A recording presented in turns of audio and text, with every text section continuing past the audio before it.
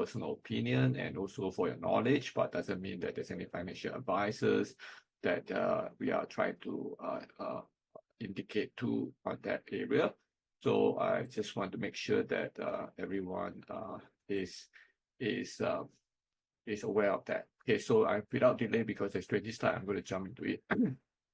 I think first of all, last month there was I think during the update there was this tariff that kicks in. Then on the 7th, the reversal, and then there's a 90 days pause and all things. So we see an initial rebound, as you can see from here, initial rebound. Then after that, where will it go to? Of course, everyone by now has already seen that it has moved a lot higher. And this is what it looks like today. Let's see. Okay, Dow Jones has actually gapped up on the day where we have the US China deal and all that, which is a good news, I would say. Helps to build a lot more confidence, momentum. However, I think the initial what they call the excitement seems to be stopped, although it's going up, but the volume of the transactions start to go down. So we have to watch whether it will continue or not. Okay, that's kind of Dow Jones.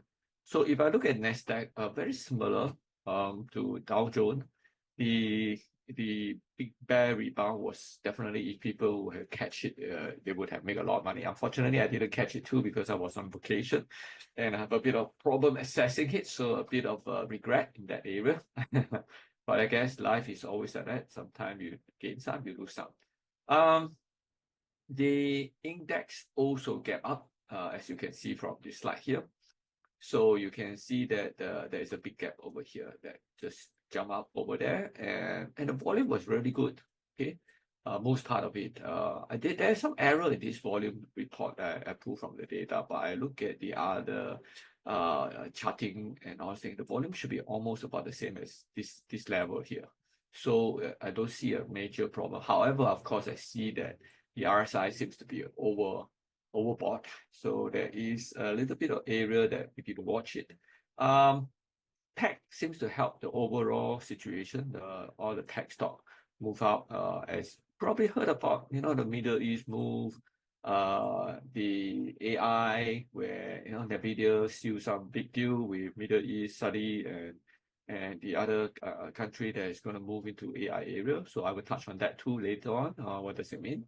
So likewise, S&P 500 past April update, we also show that there's a bit of start to uptick after the 90 days pause. And again, the similar trend where there's a gap up and everything was looking good, that it continued to move up over the last few days. So that's kind of the positive momentum that we see. However, yesterday volume I saw also a big down here. So that's kind of interesting situation where the price is up, but the volume is down. So there is a bit of, and if you see the histogram, it's all red. So is it people is manipulating it upward, or is it truly there is a momentum there? So we may need to wait a bit. The US futures now is looking a bit negative. Dow is up, but the other indices is down. So again, that means that there may be some people are watching closely nowadays, with all the internet and all this free access on the market and everything. People are smarter than usual, so we know how to track the performance a lot better on this sense. So that's kind of my thought process on this area. The next slide is Max 7. So where is the Max 7? Is it moving well or not? I think if you look at the chart itself, it's certainly the day where May 9, where I draw this line over here. Things are moving up well, but some of them are losing momentum. You can see that Apple and Google are not actually picking up as well. But of course, Microsoft is a star. Microsoft has been running pretty well. I think that's the. But is it still a good time to go in? That's an interesting question that I can't answer myself too, because there's so many moving parts now, and it's hard to say which one will make it or which one will not make it, because there's so many different things that could happen in the coming weeks or days and all those things. So news can affect it quite quickly. And then I look at the US Treasury. I think the credit rating downgrade of the what they call it Moody does have an impact. It was initially up quite quickly, then it came down. This is a 4-hour chart, so but it came down after yesterday, after the initial kind of pickup and all things. So the good news is that the thing seems to be not as panically going up, means people are dumping bond, but there is also traces or report that bond is being dumped after over the weekend when the news was out at late Friday on the Moody's downgrade. So how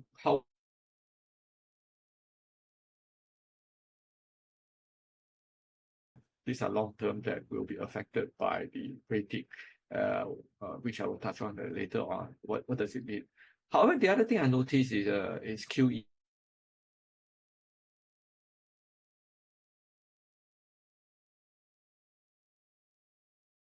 has been continuously slight QE along the way. Okay, slight QE along the way. And last week they did another QE. What you see is this total amount versus the previous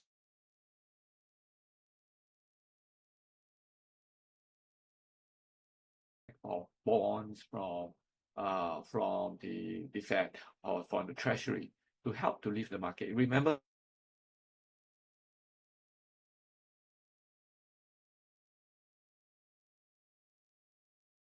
to the market to help make sure that the market don't melt down or don't run out of liquidity. So there has been consistently, if you look at it, May 7, April 9, March 12, January, and all this period has been consistently some area of trying to keep the US market liquidity there. So I think there's some sign that there may be effort by the government agency to make sure that the bond price don't drop too badly. I mean, that's a kind of clue. I cannot 100% say definitely is that way, but it's something to watch. Okay. US dollar index, another area that I look at it. It's interesting also. The last update, I think we saw the big decline, and then after that, it start to bounce up. Okay, especially last few days seems to be moving up, but then the reason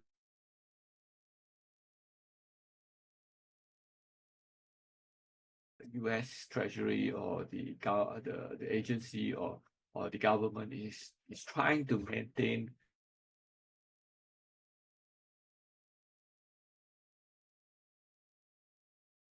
a weak dollar is not what they want. They want to maintain the strong dollar, but from the Trump words, he want a weak dollar. But I suspect they want to keep it at a certain range bound. Okay, the reason is because too weak a dollar, it makes people worried about why should I buy your bond, because the depreciation of the currency will eat into my capital and our thing, right? So people may not want to buy the bond.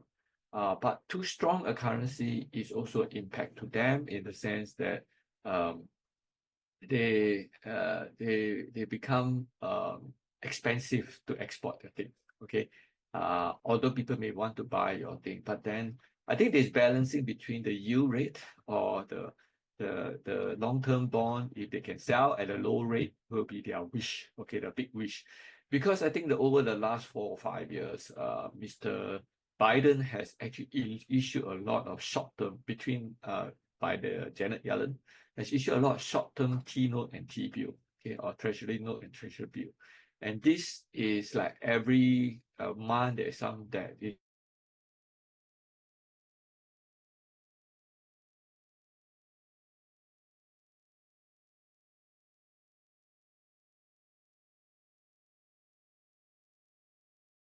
rate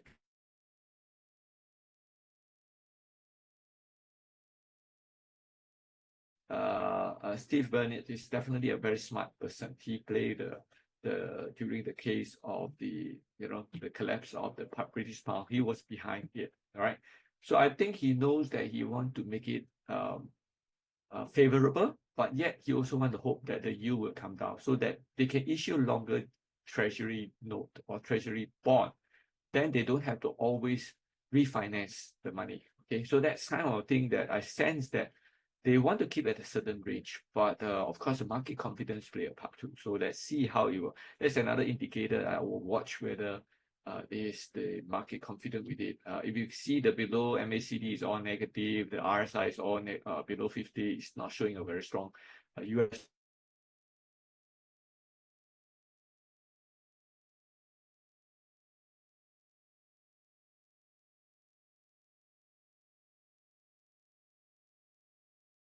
Bit tricky, but I think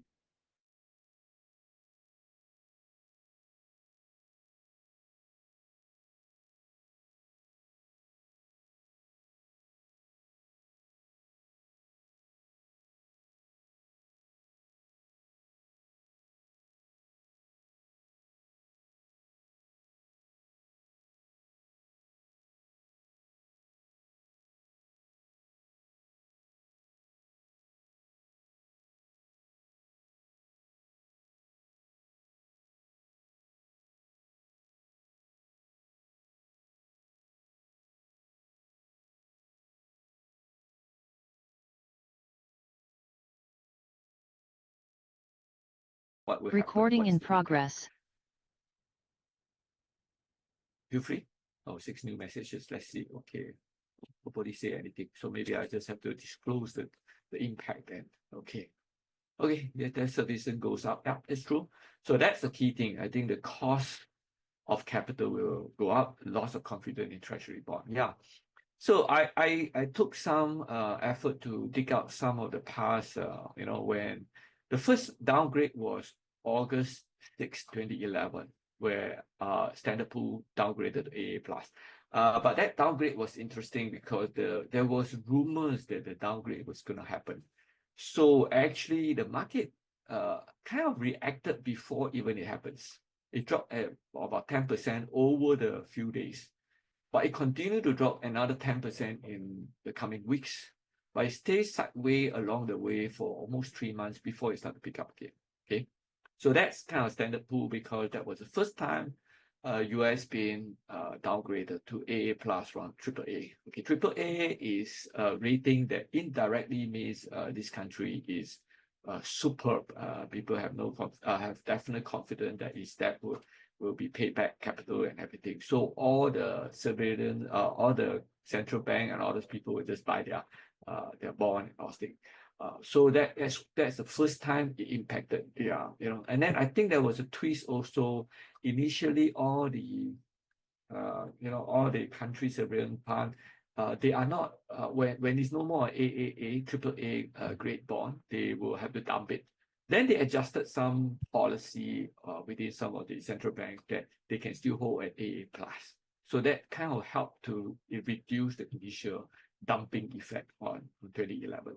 So when it comes to next time when Fitch actually adjusted the rating again, downgraded to AA plus, the situation is not as bad now. But this time down, there was no forward worry and or rumors. So it only reacted after it happened. But this time round, it kind of dwelled in and out and continued to drop for almost like I would say it's couple of almost like 1 to 2 months until it's almost like 10% down. So again, it has an impact 10% down. So definitely this rating drop now has certain fear impact to public confidence or people who want to buy their bond, because AAA is always like a guarantor of the US debt and it's a safe haven, nobody worried about it, and people just kind of go into it and all these things.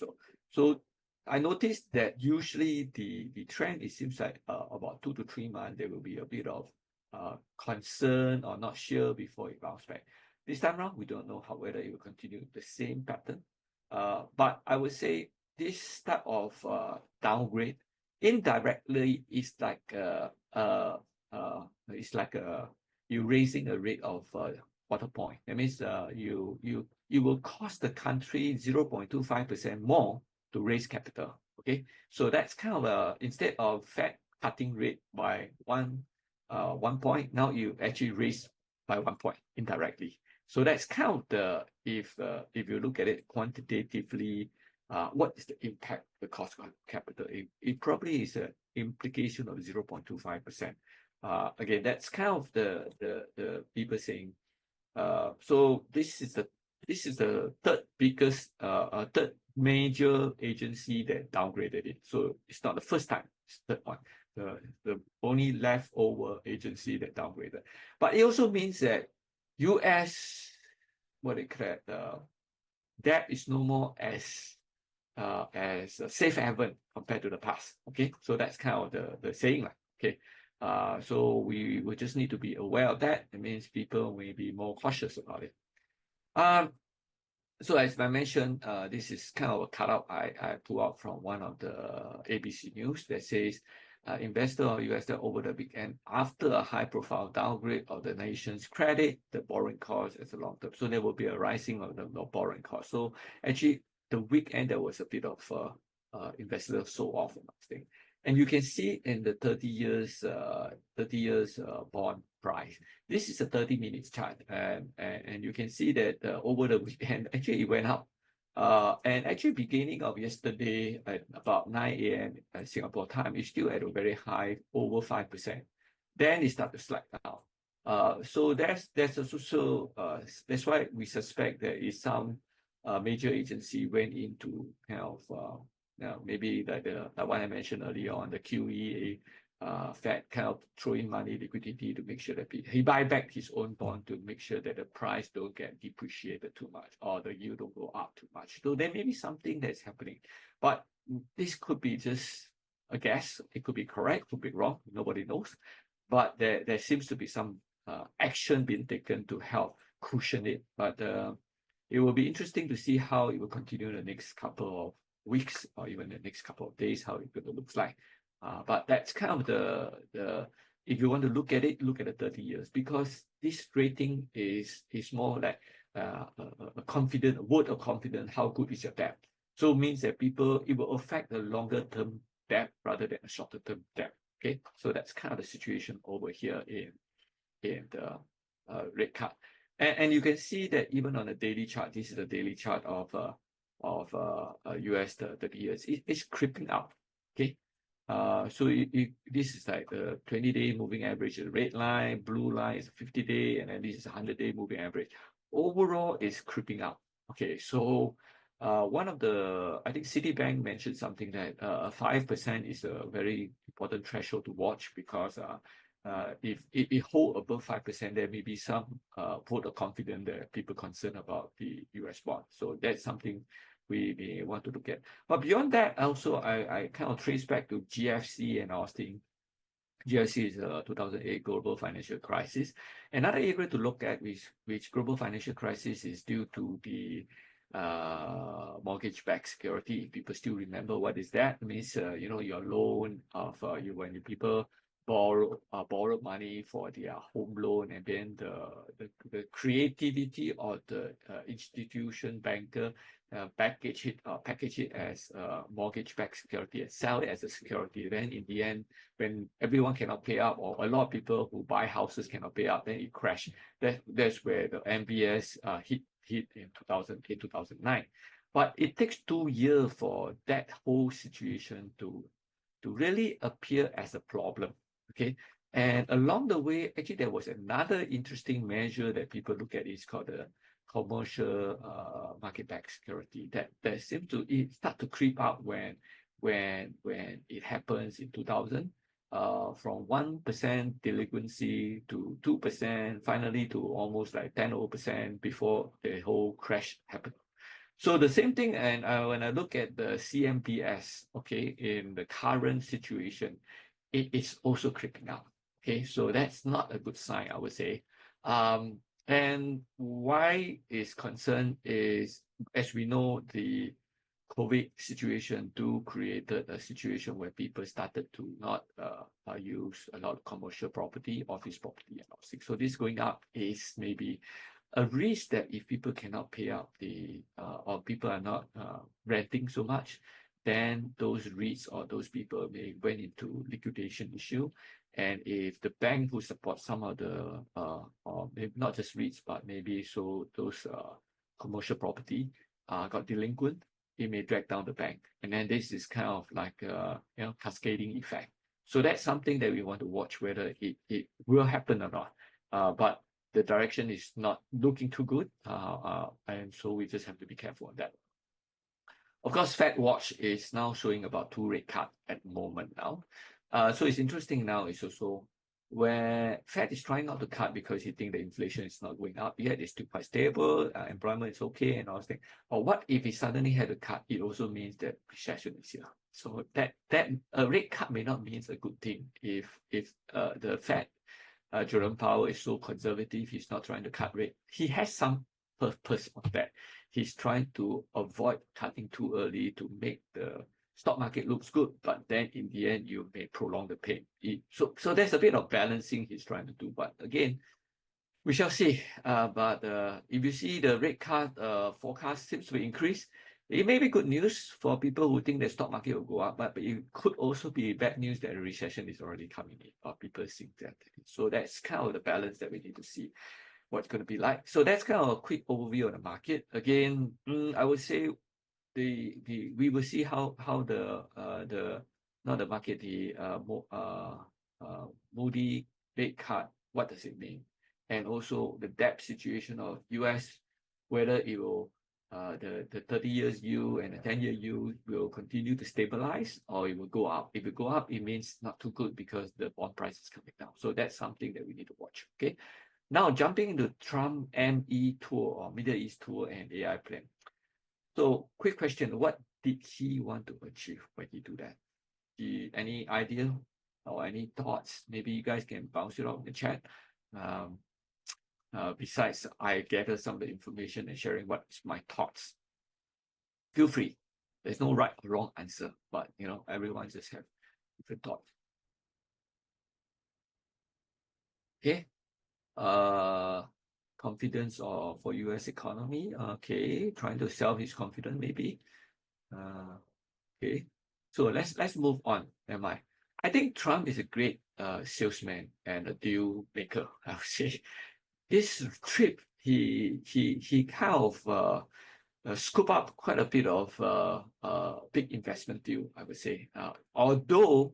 Like Saudi Arabia, he said claimed to be $600 billion investment deal, and Qatar, I think, is another $300 billion investment deal and all that.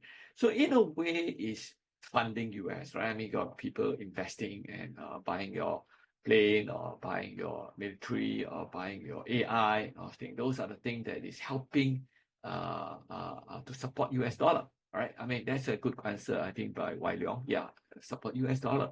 So in a way, he's doing a great job. So I must say, Trump might looks very emotional, impulsive, aggressive, temperamental, but he's very smart. He's a very smart businessman. He knows what is good for America. He needs what he needs to do for America. So he's trying to collect money or help the US dollar to stay strong. That's kind of my thought process. And there was a report that somebody did a study that says of the 600 billion he claimed that he has sold to Saudi Arabia, they can only account about 200 million, 300 billion on the product that has been sold. But the other 300 billion, they couldn't account. And there is a suspicious that it could be the understanding between Saudi and the other rest for buying the US debt, 300 billion. Okay, something that may not be on the book or may official record, but okay, buddy, you need to help me to support the US debt, by 300 billion. So Middle East also use this as occasion to exert certain influence on the countries like Syria and all things. So of course, during this trip, he didn't visit Israel. So it's kind of interesting situation. I think Israel is trying to, the Syria, the Palestine, and all those things. So there's a new power shift in there, and I think we need to watch how it's going to progress in the coming months or weeks. Okay. What is the other Trump strategy of Gulf AI power? I think that is this one on service. This looks like selling NVIDIA chip as well as scale major AI chip deal with Saudi Arabia and I think UAE. But on the surface, it looks this way. But I feel that if you think deeper, the word is, the AI power. Okay, how to become AI power. Uh, I feel that President Trump want to plant AI beyond US to expand its dominance across the globe. As he feel the challenge from China is coming up quite strongly on DeepSeek and Huawei ascend. Huawei have a new AI chip and another new cloud metrics kind of a way of using optics network capability to run the AI platform and all things. So whoever who dominate the market or dominate the usage, you dominate the AI. And I think he's trying to provide the last frontier of China, US technology advances, which is AI power. And by opening up to them indirectly, I suspect this is my thought process too, that when you give, they know that Middle East country is quite close to China too. So when they let AI chip to be sold there, some of the chip may be leaked out to China, but it may also indirectly undermine Huawei's intention to build up its AI power on its chips and all things, or China's intention to build up the chips. Okay. The other reason is also he created I think there's a bill that was sent out. Any country that uses Huawei or any China Huawei related technology will be banned from using AI platform on US side. So there's this double kind of tactics to control his AI dominance, US AI dominance. So that's kind of my view on. It's not a simple, oh, I sell more AI chip and all things. I think it's more on dominating the AI. Before, like Microsoft, right? When we started in the 80s or 90s, when we still have Apple II and you have the Mac system and then you have the Microsoft system. Now Microsoft is everywhere, right? So you have Microsoft PowerPoint or Excel become the dominant power, and everyone just paid for the service.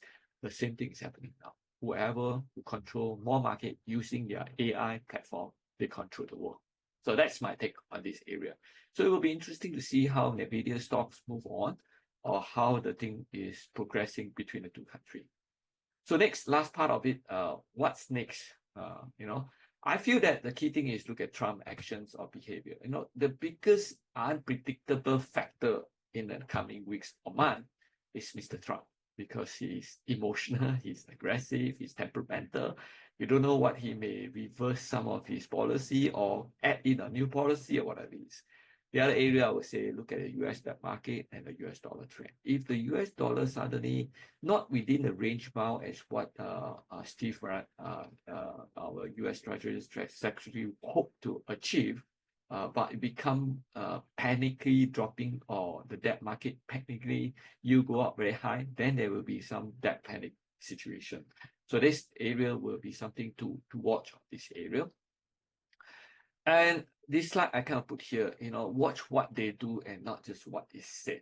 Okay, if you look at Scott Bissett, he says he start to warn or he start to threaten that there are 18 important trading partners that the United States is most focused on solidifying the deals with. He did not say how quickly, but he could revert to a reciprocal rate. So basically, he's trying to use the tariff together with Trump to extract money from other countries. Okay. And of course, Warren Buffett also warned of an unsustainable fiscal deficit. And you look at his action, he's selling a lot of bank share. All the US bank share he sold off. He's holding cash. So he knows something, and he's doing something.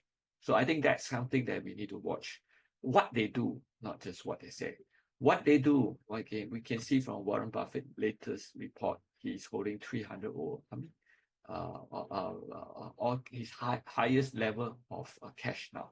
Okay.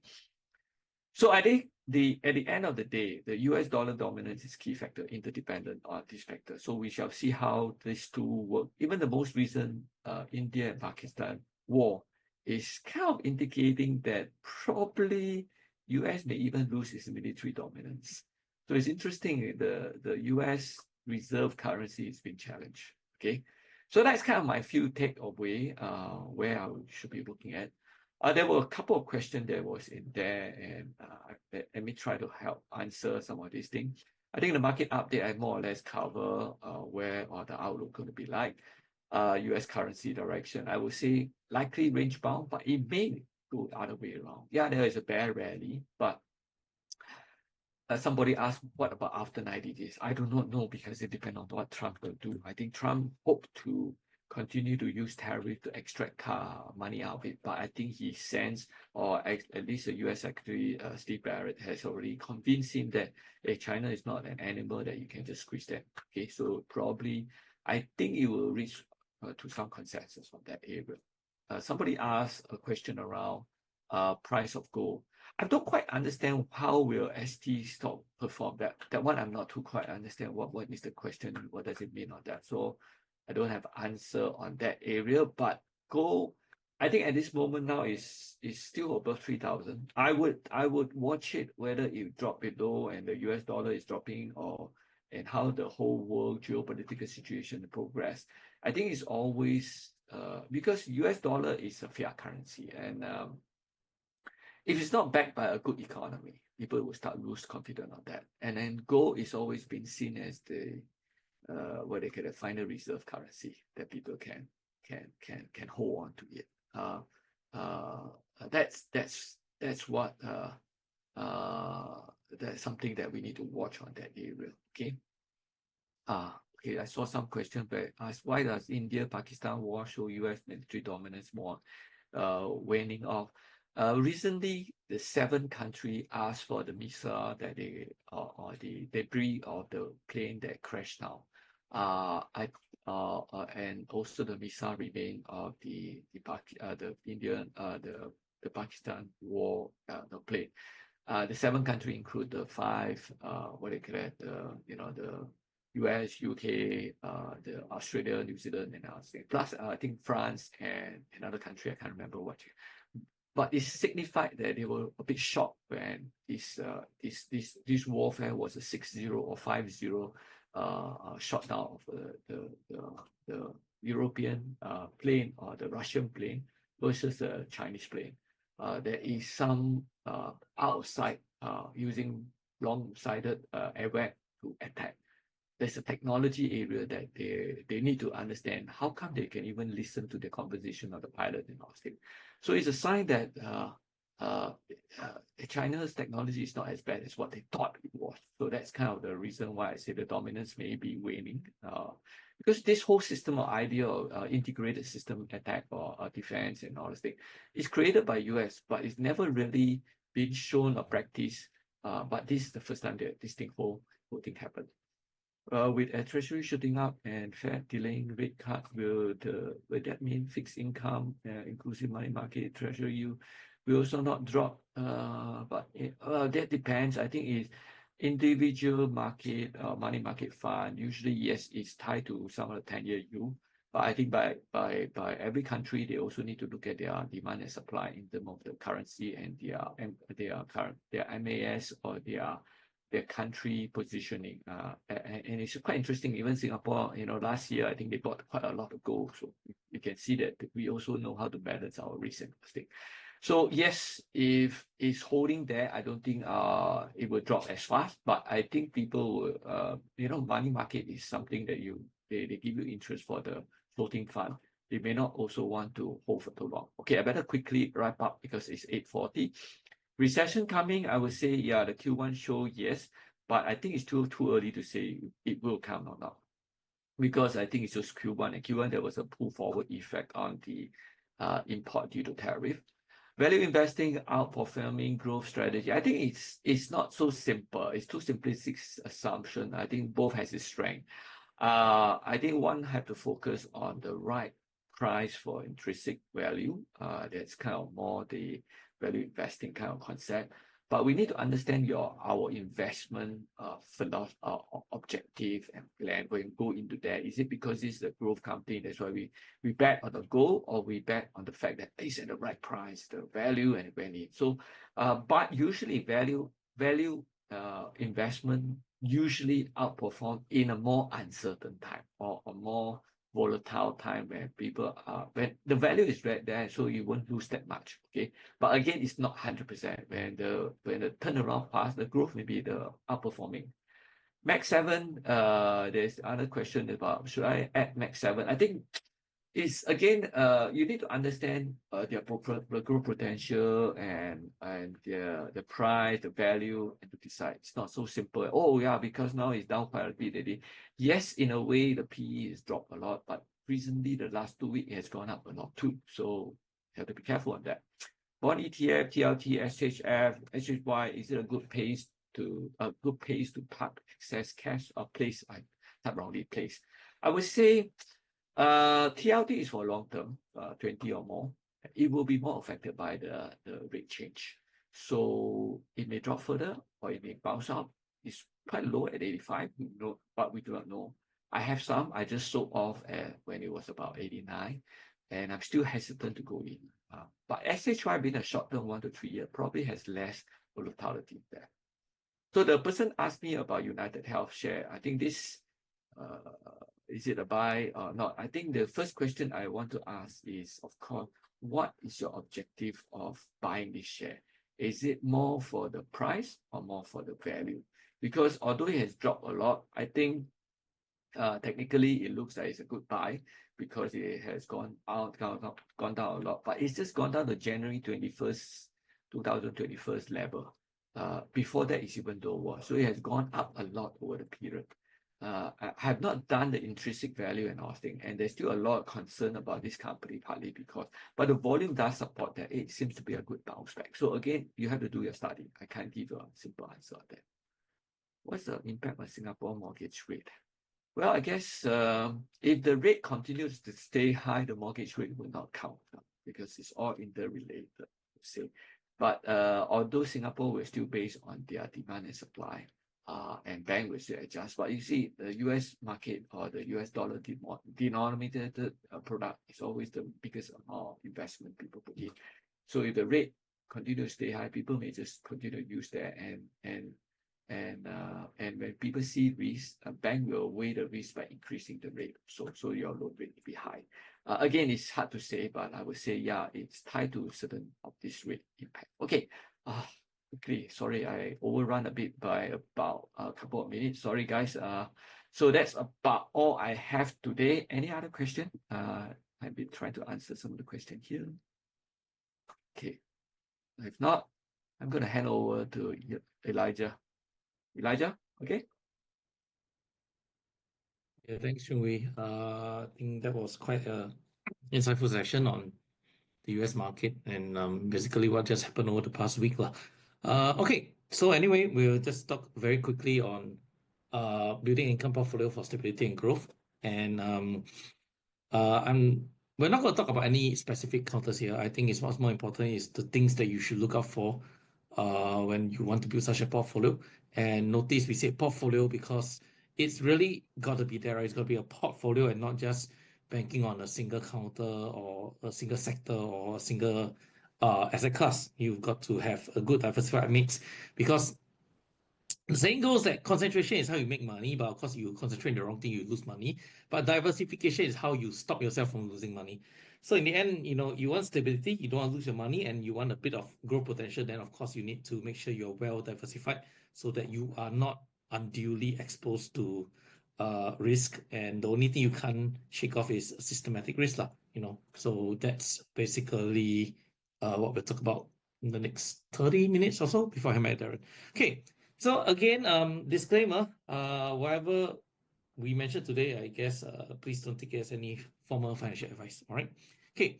So as I'm saying, I said earlier, I think today we'll approach this topic with the other way around by, talking about taking care of the downside, what kind of things you need to look out for before you actually go in and build the income portfolio. And then of course, the rest will take care of itself because they always say like if you are going for maximum return, then everyone should be doing various other assets, not just stocks or shares. Everyone should be doing private equity. Everyone should be doing like crypto. But no, that's not about. It's not always about the return. Sometimes you're looking at stability, right? And of course, maybe a bit of growth. So we'll just talk about the more popular asset classes that the typical retail investor will have access to and will consider. Of course, if you are beyond retail, then you know that there are more options lah. Okay, but that's a separate thing. Okay, so the evergreen topics, or rather evergreen assets that most people think about, income generating assets will actually fall under a few of them. And then of course, in Singapore at least, we got our dividend stocks and we got the blue chips, and then of course we got the banks. Now, banks being a very popular subject or rather topic, actually just put it aside. So we will talk about blue chips first, and then after that we will look at the banks. Okay, but again, I'm going to mention a few counters later, but it does not mean I endorse you to buy them. In fact, I don't even hold some of them myself. It's just used as a talking point. Okay, so your blue chips, I guess most of us know that they are quite stable, at least in the context of Singapore market. Our blue chips are known to be relatively good dividend players. But I just want to highlight that even if you think that they can provide you with that kind of income that you're seeking, there are some pitfalls. So first thing first is, as always, any kind of blue chip will trade definitely at a higher valuation. Typically, if the company is good, it's reputable. I mean, look at the banks, which in a way are blue chips as well, just that it's a different way of analyzing them. The banks have always, at least in the past few years, have always traded quite at a premium to their book value lah. So it's not easy to get in at a good price. Okay, but so basically same thing will apply to blue chips. If your blue chip stocks they are trading at a higher valuation, then you will have to pay a premium for them if you want to get in right now. And that might, of course, impact your potential return. Your yield would likely be lower compared to if you got in at a point where it's low. Okay, but then again, that's the next problem is when will it go down low, and that would be impossible to predict. Right? It's quite too close to impossible to know when the low is. Uh, so thing is, if you really want to buy blue chip stocks for income, um, given the current situation right now, I would say you will definitely be paying a slight premium for all the reasonably good blue chips. Are you okay with that? And maybe one method I would suggest is to, buy some, but keep some dry powder on the side so that if prices drop, you can buy again. Don't go all in right now and then wait a recession comes along and then you have no money to add your positions. Yeah. Okay. So that's what I say. Okay. So all these blue chip companies, I think later I'll bring up a few. You will definitely know them. They're all well established, typically, very mature, very solid cash flow. Their growth rate definitely not in the same vein as your younger companies, lah. Okay. But I will caution, large established blue chips are still are definitely not immune to any kind of market downturn or even industry specific issues. We will look at that little bit in detail. Okay, so that's one example. I think everyone knows this, the granddaddy of blue chip stocks in Singapore, Singtel. The ones where, if you are of a certain age, I think everyone basically has Singtel shares, right? If you are of a certain age. So you can see Singtel over the years has, I would say actually stayed rather flat. There was a period where even Singtel, I felt this was pricey, right, for Singtel, but the the fact is, if you had waited a little bit, you might get good prices you bought in, for example, around here. But you notice that this period is, I think, 3 years. So the thing is, patience. I think a lot of people might want to rush in because they don't want to sit for 3 years waiting for a good entry price. But I'm going to warn everyone that sometimes you will have to wait and wait and wait if you really want a good entry price. Some people will say, okay, I can enter around here. I'm happy. Right? Okay, then maybe you don't wait so long. But you really want a good price like here, that is a 3 year wait from its peak, right? 3, 4 year wait from its peak. So that's why I'm trying to caution you. You cannot build this kind of income portfolio quickly over time. You will have to build it. Sorry, you cannot build it quickly. You got to build over time. And the last time Singtel went to anywhere near a global financial crisis, pricing was obviously only at the COVID recession. So of course it's nicely recovered. And personally, I think it's a reasonable dividend player. Are there risks facing a business? So the next thing you probably also want to understand the business that a blue chip operates in this case, telecommunications. What are the challenges it faces? But I mean, between Singtel and Starhub, I'll probably just take Singtel. So there really is this huge period. If you were really saying that, oh, never mind, it will drop back to its like GFC lows. Yeah, I think you wait like 9 years before you buy. So that's the thing about building a portfolio at a decent yield, right? You on cost. You might have to wait very, very long. But of course, when opportunity strikes, then move in lah. But it can be difficult also. I need to caution that because when you see a stock drop this much, and assuming you don't know this area, you don't know how it's going to be like. Today is 2022, 2023. You never really know if Singtel is going to go back up. And that can be a bit terrifying. So it all depend on how well you've done your analysis and how confident you are of the company, its management, its business model, and its ability to ride out, well, I would say black swan event like COVID lah. Okay, got a couple of questions. Are bank blue chips? I would consider them blue chips personally. At least the Singapore banks. And will there be a recession in the near future? The answer is yes, but when? That's the only thing. We do not know when the recession will come. And near future depends on your definition of near future lah. I don't think it's going to happen in the next couple of months, but I'm sure there'll be a recession in maybe in the next 5 years. But no one has a crystal ball. So yeah, the kind of question is a little hard to give a definite answer to. Okay, so stay dividend players, but of course, this is where we found that even in a solid, relatively solid blue chip like Singtel will have times of dividend cutting. So this looks great, right? I mean, it's been going up 16 to 20 cents per shares, but after that, yeah, there's been a period it's dropped. And notice one thing, it still hasn't recovered to its pre-COVID highs of the in terms of dividend per share. So buying one stock, that's why we say buying one stock is not necessarily the way to go. You might end up in a period of really reduced dividends. This is like a 60% cut from 20 cents. So can you imagine if you were too reliant on dividend income, then you lose like 60% of income from this one stock. Okay. Another very popular stock that most people like to talk about, SGX. This was pre-financial crisis. You notice that it's never gone back to its higher. So again, caution. You might spend years of stagnation, and of course now it's starting to go up again. But same thing, you need to understand that these are the risks that come when you invest in dividend-paying stocks that you can see. If everyone was rushing at this period, I think till today, talk about price-wise, they've definitely not recovered. You add the dividends, maybe they've recovered everything, but this is a very painful fall to absorb. Okay, so that's something I want to point out for people. Same thing for SGX dividends. You can see that at one point it was going up, and then after the global financial crisis, the dividends have never been anywhere near its previous highs. So yes, all I can say is even you're building, you have dividend paying stocks in your portfolio, there's that chance that if something major happens, a structural shift in the industry or something, then you might see permanently reduced dividends due to things like that. So just take note. Another one that was in the news recently, ST Engineering, very long for almost 20 years, 18 years, it's just been trading at this nice range of $2 to $4, depending on when you look at it, and only recently had this very nice breakup. So yeah, so sometimes people say that value investing, or you buy the value company and you make a lot of money when the value is finally unlocked. The thing is, if you did that, could you have waited this long before? I would say now then the value is unlocked. So that's another thing about investing. You really got to be able to hold and wait. We will never, if this portion doesn't come, then you've just basically just not really made much out of this investment. So that's the thing about investing, right? We cannot tell what will happen. Okay, same thing. But as a dividend player, I think STE is quite okay. Almost boring in fact, but at least over many years they've slowly increased their dividends. Okay, now one popular one during the pandemic, Sing Chong.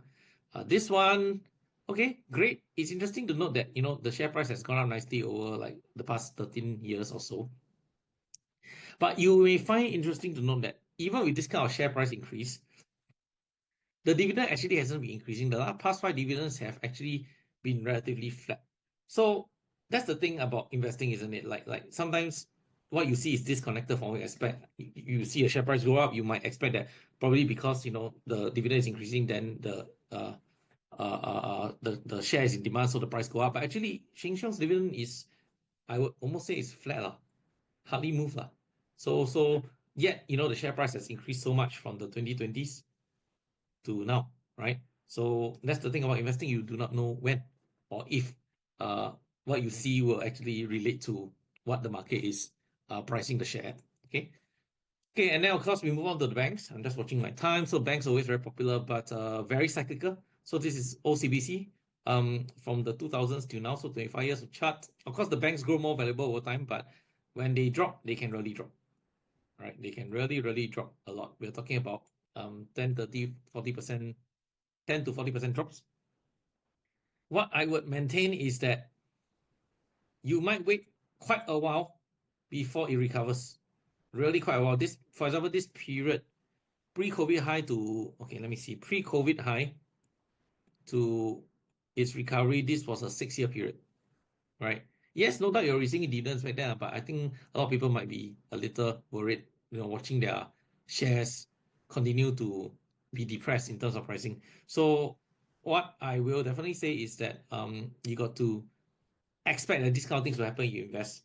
Same thing, GFC a bit faster, 2007 to this period is maybe 4 years, but we are talking about time frame in years. So it goes back to the point that building this kind of income portfolio is a multi-year endeavor. You do not build it in 1, 2, 3 years or less. It's going to take years, and I'll show you some proof of that later. Of course, OCBC we know it's been paying ever increasing dividends, including a special dividend that I guess was just paid. But you see, without this special dividend, you notice there's actually a dip in the dividend they're paying. So even relatively sound companies will have their bad days. So, and of course, this period was a structure, a regulatory thing. MAS required the banks to cap their dividends. So yeah, don't be too reliant on stocks for this kind of dividend payouts because they can and will be impacted by regulatory changes. Why don't ask is Yang Zhejiang shipping? Okay, why don't I didn't have time to look at Yang Zhejiang, but um, I would say maybe we have coffee. Yeah.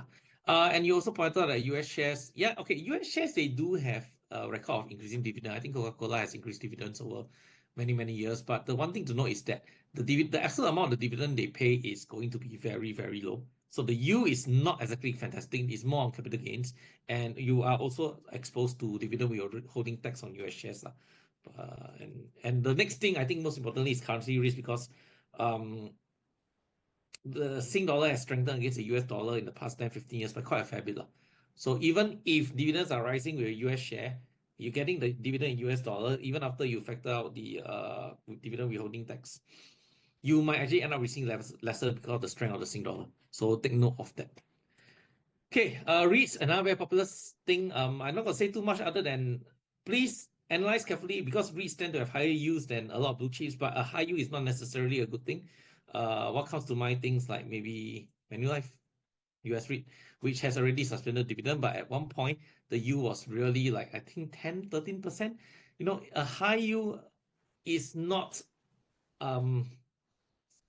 is not actually what I would call a plus point.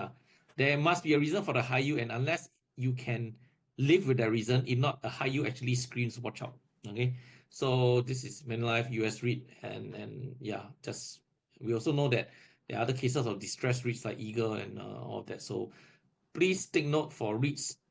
I know REITs are effective. It sounds good to be like what you call that, partial property owner, but I would tread with caution and really, I think the only good REITs in Singapore all belong to um the major players like Frasers, Ascent, CapitaLand, and Maple lah.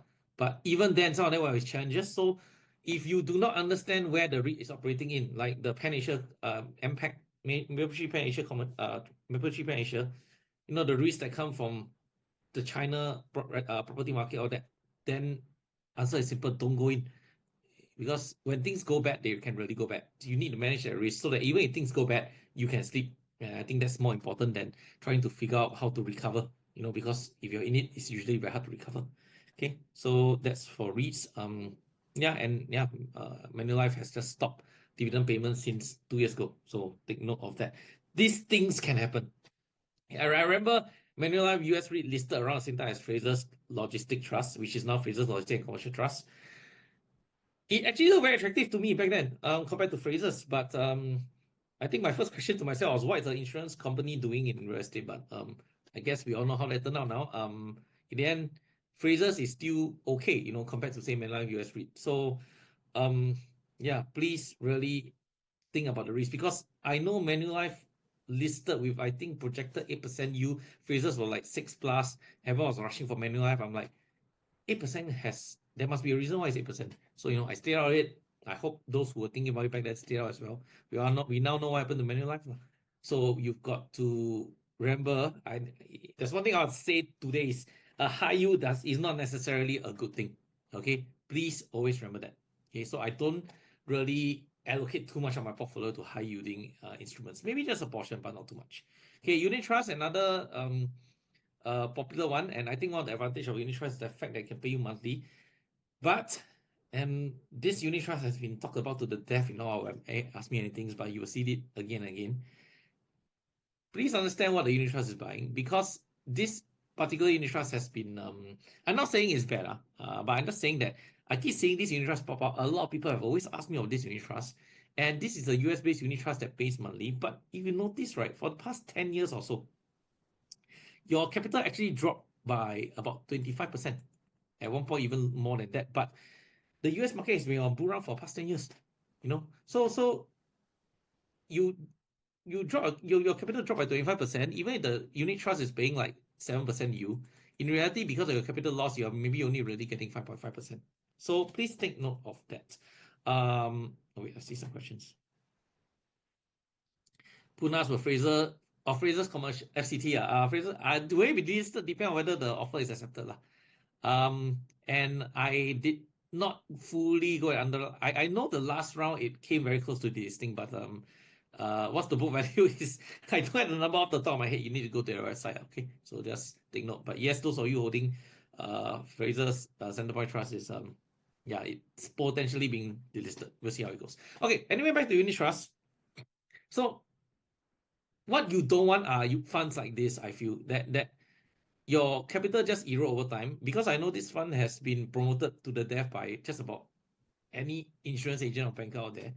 But and they're always using like 7-8% yield. And again, remember what I said in the previous section, that if the yield is 7-8%, you really got to ask, is it too good to be true? Because 7% sounds great, right? But if your capital drop 20-30%, it's probably not a very fun thing to do. And some more, drop 20-30% because of general market, fine, but drop 20-30%, but you know that the fundamentals of this fund based on the US market, the US market has been in a bull run for 10 years. That one is a bit odd, lah, right? So that's what you need to know. And just to highlight, if someone entered 10 years ago, 10 years ago, no, I'm sorry, I don't have 10 years ago data. Okay, 7 years ago, you're talking about dividend per unit of this unit trust at 0.0618.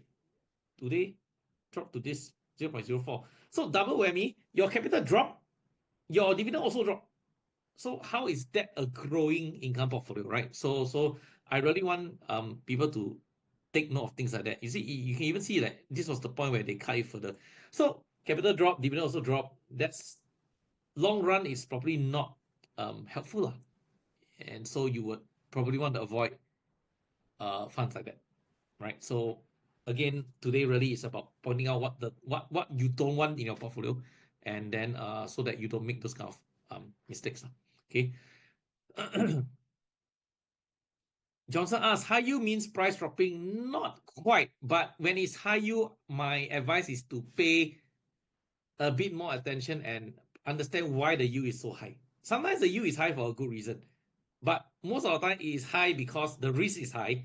But when people see a high yield, they tend to overload the risk, and that's always the problem. Okay. Ray asked about Pingo income fund. Pingo income fund is fundamentally different, but there's also the yield will come down in time because ultimately rates will still drop a bit, and that's when your yields will come down. Okay. Bonds, not much to say. Retail fixed income really don't have much, and they're all mature in the next few years. So bonds, unfortunately, you don't have many options. Okay. But you could buy fixed income unit trust, so that's another thing. So ultimately, when you want to build this kind of portfolio for income and growth, this is just a suggestion.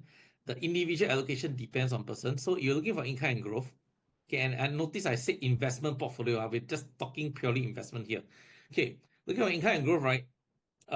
Your allocations might be different. Like for example, you're looking for growth, you can see that most of the time you would want a higher allocation on stocks. You may want a higher allocation on like balance funds or equity funds that pay income. But you're really looking for just pure income, then of course I would suggest that you might want a lower allocation on stocks and maybe those with those asset classes that Slightly less stable. Okay, fixed income, always good to have a bit more when you are looking for stability.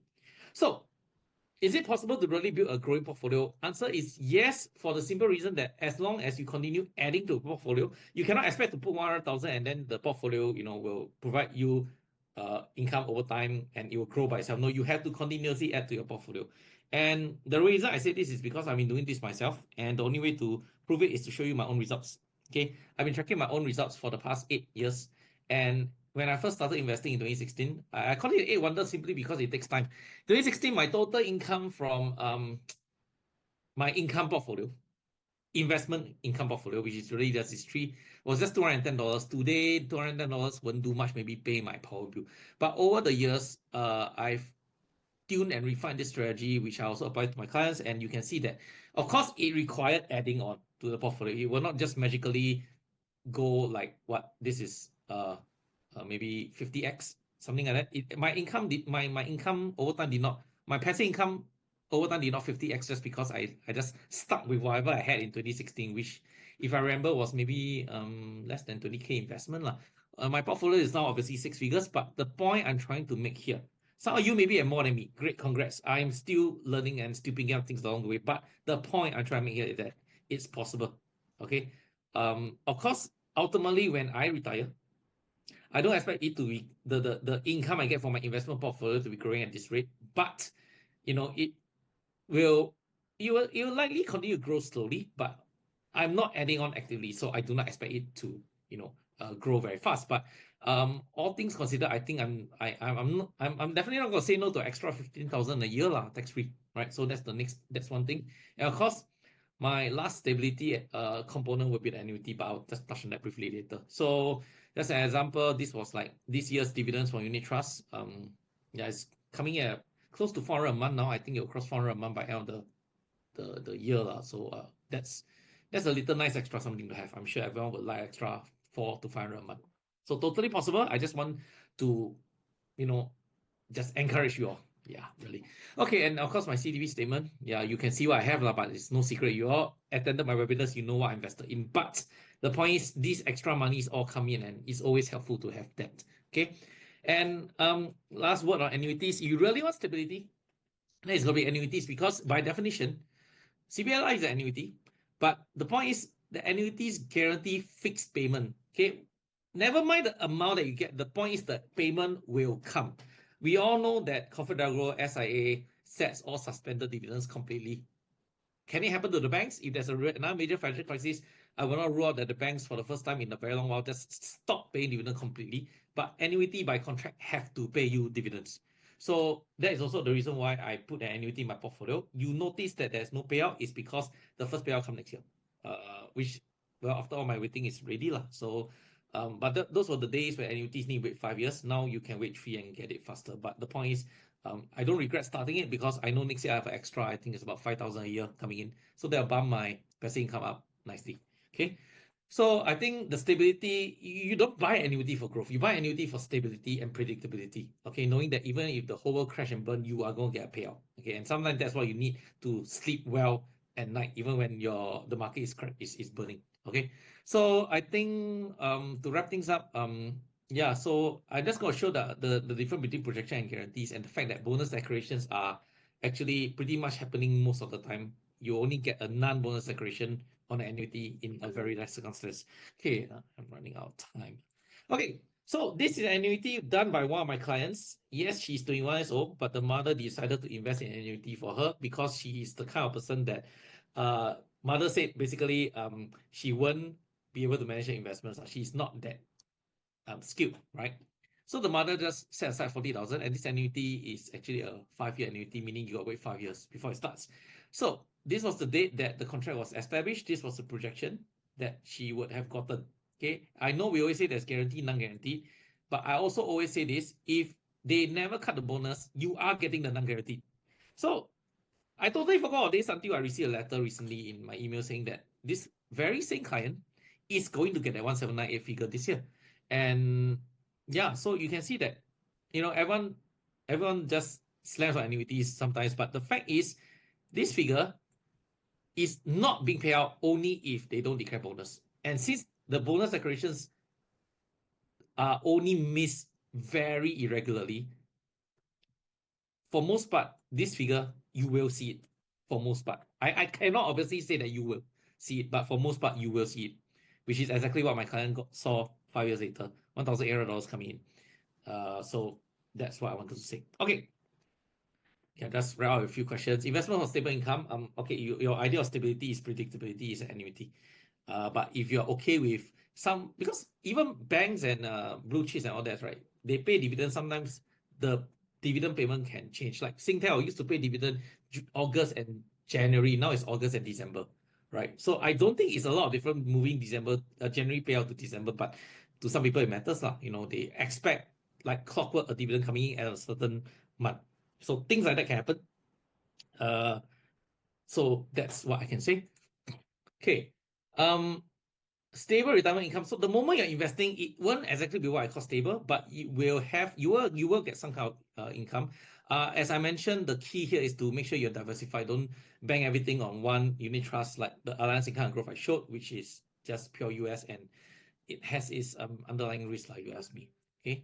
Passive income strategy, again, let me repeat what I just mentioned, which is basically you diversify to stop any loss of money. You concentrate if you want to make money. But sometimes I will say that for some people at a certain stage of their life, it is no longer time to try to make money. It's about making sure you don't lose the money you already made. And I hope that sinks in. Let me repeat because it's that important. Some of you will be at a point that is not about trying to make money anymore. It is about trying to make sure you don't lose the money you already made. Okay, so please take note of that. Next question here, I will say you want 5K a month, your portfolio will be seven figure, probably $1 million. And that $1 million means 6% you then get 5K. So have that expectation. 5K a month and 5K a year is very different. Okay. But yes, $1 million portfolio 1 to 1.2, maybe you can get 5K a month, you structure it properly. And this question about good investment, my answer is if it's an investment for income, no, you are not getting income from gold and silver. Maybe a hedge against inflation or that, but you are not seeing income. So tonight being about income, I will not think gold and silver are investments for income. Okay. Okay, what else? With low interest rate to get income for retirement. Yeah, so that goes to show that people who have been doing T-bills, well, been saying for a couple of years now, T-bills eventually the rates will come down, right? FDs will come down. I've always encouraged that when rates peak, which was I think end 2022 or 23, can't remember. I think it's 23. I always say that you got to start pivoting to other instruments already because they will eventually come down. Even if they don't come down all the way, they will come down. So you just have to make sure you redeploy, reallocate your monies lah. Don't just let it sit in T-bills and FDs and such. Suggested counters. I shared some counters. Now I'm not going to say that you must buy them, but I think those are counters you can look at because out of the 600 plus shares on the Singapore market, there aren't really that many good ones lah. Okay, this question, whoever asked me, please reach out to me because I really don't understand your question. You want 100,000 in 10 years, you just need to save $875 a month. Yeah, you will have 100,000 in 10 years. Yeah, you're talking about growing it, then that's a different thing. So whoever asked this question, please reach out to me. I don't actually quite understand the question. Okay. Second last question, is balance fund suitable for people who are approaching retirement? So again, let me stress 60-40 equity fixed income. If you are really just trying to preserve your money and not lose it, I would do it the other way around, 40-60. I think you can't be too adventurous. I'm not saying don't be too adventurous, but can't be too adventurous in your old age because if you truly retired and you lose money, then my question is how are you going to make it back? That's there's almost no avenue for you to recover from a loss, especially if you retire and no longer have active income. Okay. And the last question. What are the potential downside of our income portfolio? Very simple. You give out on growth.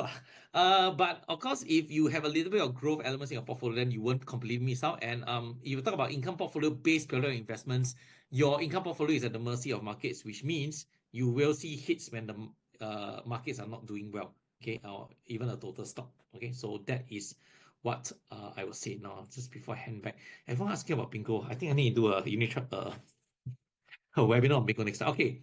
But this one is interesting. Today, a YouTube blogger mentioned Pinko GRA Income Fund distribute our capital. Which document should we check if that is true? Okay. I would say most unit trusts at some point will to distribute our capital. But there is a Okay, there is a certain document that all fund house typically will have. I can't remember the name of the document offhand, Choi, but there is a certain document whereby they will tell you that this month's distribution, how many percent is capital, how many percent is income. Um, I need to find, I can't remember the name suddenly, but yes, every fund house would have a document like that. Having said that, it's 9:15, and I actually do need to hand over to Darren, but I hope everyone just takes away the key things, which is please manage your downside risk. If you can do that, then you can stay at night, and your portfolio will generate the income that will help to supplement you, whether you are working today or whether you are not working, whether you still have many years of work left, like myself, or you are already retired or you are approaching retirement. Yeah, building a fundamentally sound portfolio, I think is more important than trying to chase the highest returns. And understanding that certain asset classes you buy them basically for stability and not really for extreme income or growth. Okay, I've overrun. I'm sorry. Darren, are you there? Darren? Yes. Yes. Okay. Okay, thanks. I am just gonna hand back to you. Take care, everyone. Okay. Thank you, Elijah. Okay. Maybe I talk about too many people like to ask Pinko. I don't know why, because the bank is selling them like hotcake. Every day, everywhere I got message, people ask me about Pinko fund. Just to let everyone know, my YouTube portfolio got Pinko fund. All my clients under the advisory account have Pinko funds. Okay, so but that is just one of the portfolio, one of the fund for investment. Okay, and does Pinko fund pay out from capital? There is one actually. The most accurate source is just ask a fund house. Ask a fund house. The fund house will tell you, the fund house cannot lie to you. They tell you the fact of it, okay, on that. And the fact sheet also will tell you based on the dividend. Maybe I just share with this simple way of checking, okay. So this is Bingo fact sheet. What you need to look at it is their distribution yield and their estimate yield to maturity. Okay, their yield to maturity, they can get about 6.71 and they pay a yield of 6.46. So what does it mean? It means that their dividend collected is more than enough to pay for the dividend they're going to distribute. So unlikely they will pay from capital. You go and look at Ireland's income and growth fund. Okay, you look at their estimate dividend yield is only about 2 to 3%, but they are paying you 7 to 8% dividend yield. So where the money come from? So that's something you need to ask yourself. When the stock market rally, they can pay you from capital gain. But what happens when the stock market crash? They still can pay you 7 to 8%. Then where the money come from? They have to come from somewhere. Okay, so it have to become from capital. Okay, and this video is recorded, but maybe I just share with you some things. Okay, but later I'll delay away from this. Okay, okay, but this email is a bit outdated. Okay, it may not be the current one, but I don't think the company will just change their policy. Okay, as and when they like it. Darren, you're not sharing the email. Yes. You're Okay. sharing So this is the email I sent to Pinko on September 2023. I just asked them simple question. Okay. And this is official email. For do take note when they reply email, that emails have to been to compliance. Okay. This is what they say. Distribution are not paid from client capital. Okay. And that's another reply from here is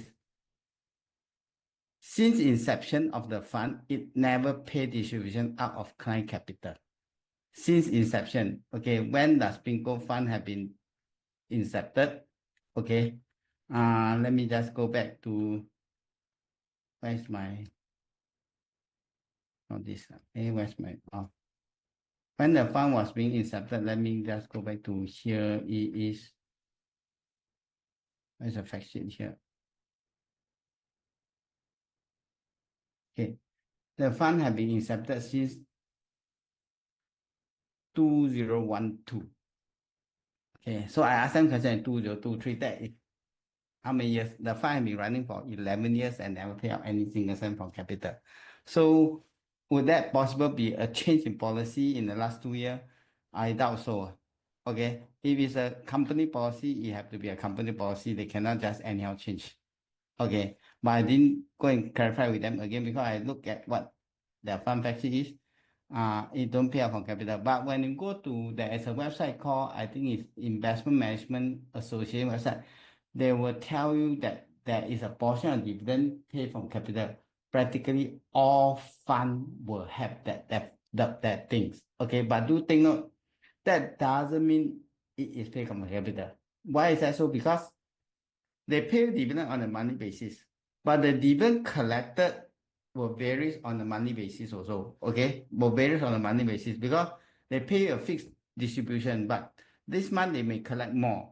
Okay, then next month they'll collect less. So this month they collect more, they pay you already. The balance will be recorded as capital. Then the next month they pay, the dividend collected less, but so they take the last month excess, previous month excess and pay up to you. Then this will recorded as payout from capital. Okay, that's under the regulation recording session. Okay, so you go to the website, they will tell you, oh, practically all fund payout from capital. Okay, so that one may be a bit misleading on the aspect. So that's how you need to check on that. Okay. Okay, why the NAV did really drop that much? Okay, do take note, it is a bond. Okay, it is a bond. Okay, it's a bond. Bond price is inversely proportional to interest rate.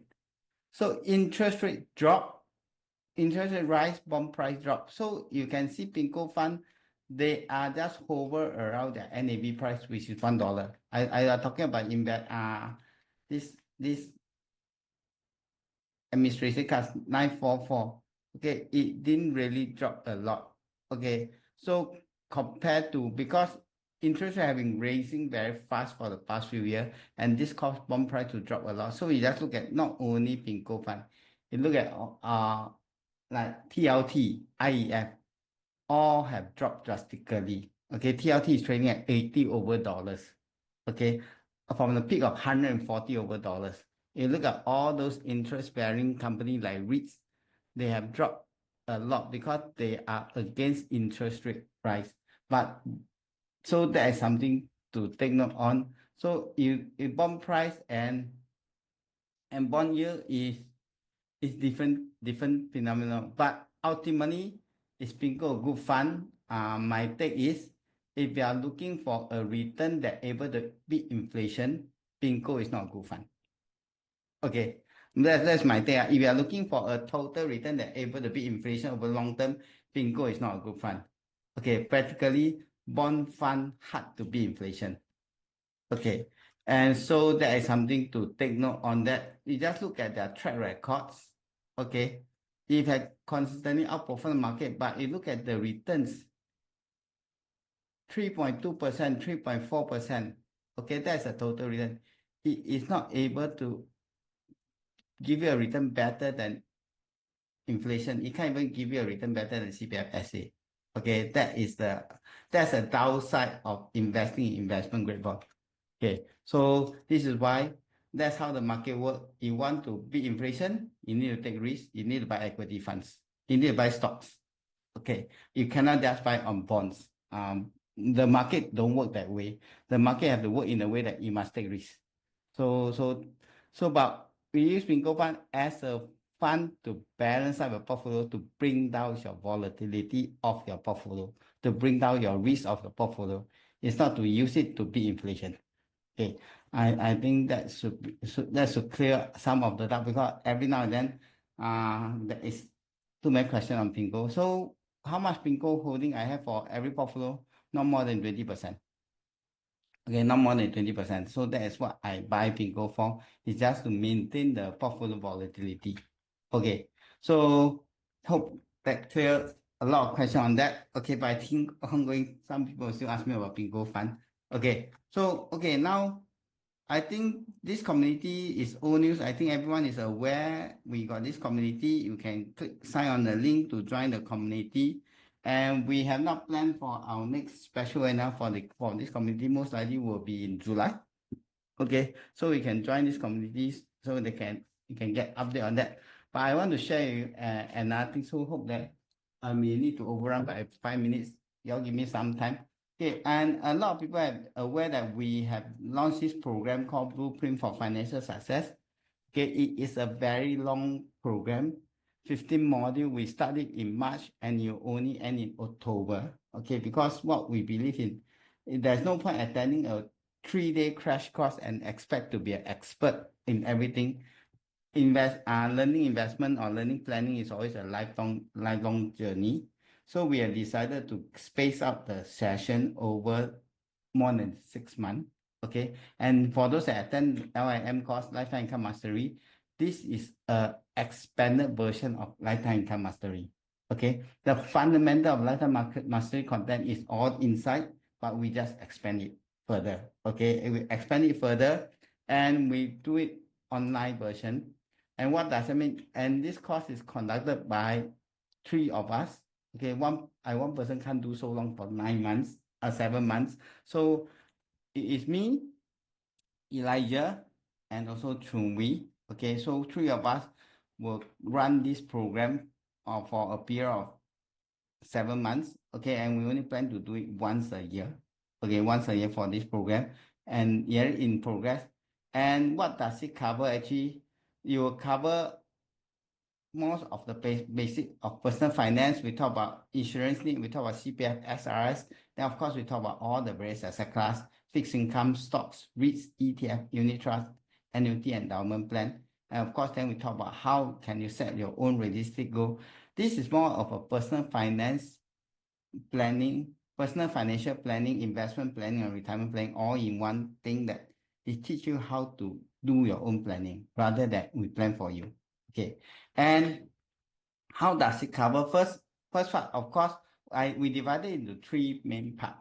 So the first part, we talk about financial groundwork, the basic thing you must know, like what is financial planning, how to do cash flow, how to analyze net worth. Okay, then we talk about insurance, what actually you need, what actually you don't need. Okay, and also talk about CPF, especially there's a lot of changes on CPF, and we'll talk about CPF Life. And also we'll talk about SRS. Okay, so these are more of the personal finance matter. And next we add in something that the LM course didn't cover. We talk about the financial markets. Okay, we talk about financial market, we talk about behavioral finance. So this will give you an insight on what is financial market is. Then for part 2, we go into all the various asset class, and we talk about financial metric and market trend. This one we talk about overview on what is FA, what is TA, okay, and how to apply it for a beginner. After you know about this, then we go into the various asset class, which we'll talk about. First, we talk about bonds, fixed income, okay, and then we talk about stocks. Okay, the stock, we don't restrict ourselves to Singapore stocks. Okay, we also talk about US aspect, and then of course we talk about REITs. Okay, a more of a understanding of what is REITs, followed by ETF, which we didn't cover in the Lifetime Income Mastery course. And this one we take a 2-hour session just talk about ETF. And of course, unit trust and those retirement tools. So these are the various asset class we will cover in the session. And then part 3, which is talk about portfolio buildings. And with portfolio building, we divided into 2 key parts. Some of you just interested in investment portfolio, how to build a multi-asset investment portfolio. So we'll just talk about investment portfolio only for this module. And another module, some people talk about income, lifetime income, passive income. Then this will move to a retirement strategy. We'll spend another 2 hours just talk about retirement strategy. Rather than the LM course, we squeeze everything everything together and talk about everything. So now we segregate it, investment and follow retirement. But you see both, come hand in hand if you're really looking for growth and income and growth. Of course, the last module we need to wrap it up, okay, on what we have learned and how to summarize on the whole thing. So this course have already been ongoing, and we have live webinar session. And for those that have signed up for the course previously, they are ongoing on the course. But a lot of people ask me, Darren, can I join in the course? Okay, can I join in the course? So we have decided to open up this for those that have not signed up for the course previously, but there is a catch that you will not be able to join the live sessions, okay? Because we cannot, we have to give our focus attention to those that already signed up for the course that started in March, the live session. But for those that want to sign up now, you can extend the you are able to access the recorded versions. Okay. What does it mean? This is the whole course schedule. You can see that we have started in March, and this Thursday we are going to do on module 6 already. We're going to talk about the financial metrics. Okay, then you can see all these are the dates we will run it. So for those that you want to subscribe for this program, okay, we call it on-demand versions. Okay, on the demand version, that means you look at the current version, you are able to access for the full 30 hours of the course. Okay, from module 1 until last module. Of course, you'll be progressing uploaded. Currently, we have only uploaded until module 5 because the rest have not been collected. Okay, and what you able to gain access, you go inside the portal, you're able to see all this module. This is already uploaded. Okay, like module 1, module 2, module 3, module 4, module. But instead of just see the whole 2-hour video, some of you say they are only interested in certain things. For example, for CPF side, I only want to know what is on like CPF withdrawal for investment. So for the 2-hour session, this is what we have covered, but we have actually cut the videos, okay, until a specific topic. Then you just want to talk about this part. Then you don't spend 2 hours to scroll through the whole thing. You just click on it. Then this portion will just come out. Okay. But some of you say, no, I still want to go through a whole full video. I don't want to click too many times. Then we still have the full video having uploaded here. So this is actually a lot of work because we need to go through every part to do the cutting on that. So this is what you're able to access on that. Okay. And that is not all. Okay, on top of that, you were able to access all other related webinar recording. For example, today's session. Okay, today's session will be uploaded into the portal, and you're able to you're able to access it. This is what currently is in. You can see that our Money Ask Me Anything session from November until April all have been uploaded there. Okay, and some of our webinar, like just our community webinar, we talk about CPF Live, and we talk about where I can park the money is already uploaded. And of course, there's other public webinar is uploaded. For example, tomorrow we're going to talk about options. Okay, for Poems account, it will be also uploaded onto this thing. So you also were able to access all the past webinar there on that. Okay, so this is just accessing recording, but what about that? And of course, there's podcasts. Okay, we are going to upload all the podcasts that Elijah and Chun have done on radios, which they had, especially Elijah have done it very regularly every month. We upload that so that you're also able to access it. And usually podcast is more real thing because they ask you current things and Elijah have to answer what is it. So will be all uploaded. Okay, and then of course there's member only webinars. Okay, there's webinar, but not to the WhatsApp community, only for those that in this subscription plan. As 5th of June, we have planned to done a live session. Okay, this is for everyone that are in the subscription plan and those that attended the live session. We are going to revise again. See, so it's not just 15 modules finished, that's it. Along the way, we will need to come in and recap. So we have decided to have another special session just to recap the 4 modules, which is on SRI, CPF, insurance, and personal finance. Because after that, you may have questions to ask. Okay, so we decided to have this session is on 5th of June.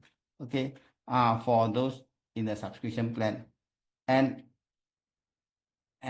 next, we have one more thing called an online discussion platform, where actually you can post your question there, and we're able to answer you. It's just a WhatsApp, but it's not a WhatsApp, it's in the platform. And this one, there's an apps you can just install in your phone.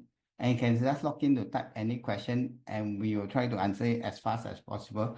Okay, may not be instantaneously. Okay, and any information we will post it there. Of course, the information we post it there definitely more than the community side. Okay, so market information we post it there. So to access this platform, what you need to, so this is what you were able to get for this subscription plan. Okay, definitely it cannot be free. Okay, because there is ongoing cost we need to do. First, we need to pay subscription for the platform. Next, we also need to engage IT professional, and we need to pay the IT professional to help to set up the thing. And we also need the administrator to administer this thing. So all this cost money. Okay, so but we want to keep the cost as low as possible. And this is why you get access to the community, to the blueprint, the cost, and all those past webinars here. And you can stop anytime if you feel that you don't want to continue. Okay, so we actually plan it to launch to be at $50 per month, but during this period, okay, we were actually decided to give a 40% off of only $30 per month. But do take note, this offer will end by end of June. Okay, end of June on that. And if you were to sign up before 5th of June, you still can attend the recap for module 1 and 4. So if you are keen on that, you can scan this QR code and type on this, okay, to get this, okay. This is not a skill future course, definitely cannot be skill future. If skill future course, sorry, it will not be this price. Okay, the price will definitely check out. Okay, we got the government money, all these things, and there's cost incurred to get skill future approval. Some of you may not be aware. Okay, and need cost incurred to maintain the record for them to audit all this cost money. So the cost fee cannot be low one. Like IBF approved course, the cost fee cannot be low because there's cost incurred. Okay, so but for those LLM graduate, okay, for the past graduate of lifetime income mastery, because this is more like an expansion of the LM, it's more like revision. We have give a special discount for those past graduate. Okay, you are keen on that, you can just drop me a WhatsApp message. I think all LM graduates will have my numbers. Okay, so you can just drop me a message on that. I will send you the special link for graduate to register. Okay, and in case you misplace my number, this is my number. Okay, this is my handphone number. Okay, anyone that have any questions? Sorry for the overrun. Let me see, is there any question I missed out and not answered? How long to pay? There is no end. You decide on your own because it's a monthly subscription. You can stop anytime. There is no lock-in period. It's not like insurance policy. You need to lock in. It's an ongoing thing. So of course we will constantly have session inside. So it's up to you. There is no end date. I put it there's no end date for it. But this promotion will end at 30th of June. Okay. On that. After that, of course, maybe we have to adjust the price. Price can only go up because inflation. Price cannot come down one. Okay. So that is something just for your information. How much for the why don't you just message me separately? Okay. On that. I'll let you know. Okay, so anyone got any further question? Okay, if not, I thanks everyone for attending today's session. Okay, and if you are available, you can attend the option on poem session tomorrow night. Okay. Yes, once not paying, of course, cannot access because the system will auto lock you out. Okay, on that. Okay, so okay. If not, thanks everyone for attending session and sorry for the overrun and have a good evening, everybody. Good night.